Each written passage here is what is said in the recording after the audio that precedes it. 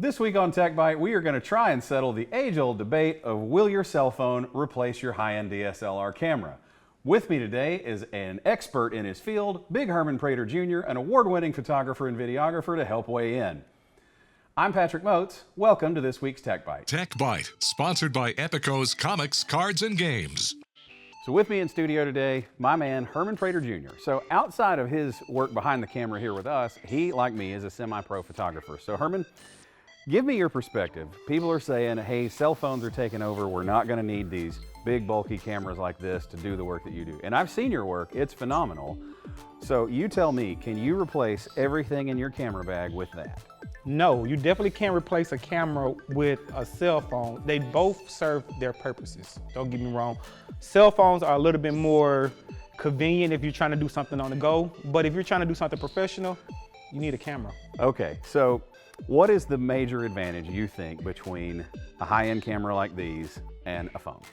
Well, from my personal experience, a camera, you'll get better quality than what you'll get with the phone. Now, don't get me wrong, some of these phones do have great quality, but if you want something a little bit more high-end and you want something a little bit more professional, you definitely want to go with a camera. So the tech behind it, for those of you at home, is the camera sensor. These are some of the latest from Nikon, and they're what's called full-frame camera sensors.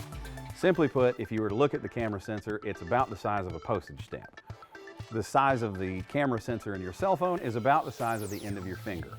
Yes, they can have the same megapixels, they can have the same count, they might even have the same processor in some of the tech behind the scenes, but at the end of the day, no bigger is not always better. But in this case, it might be. Now from here, you have to go up. If you guys remember Phase 1 that visited us last year, they had the medium format cameras Herman and I got to play with.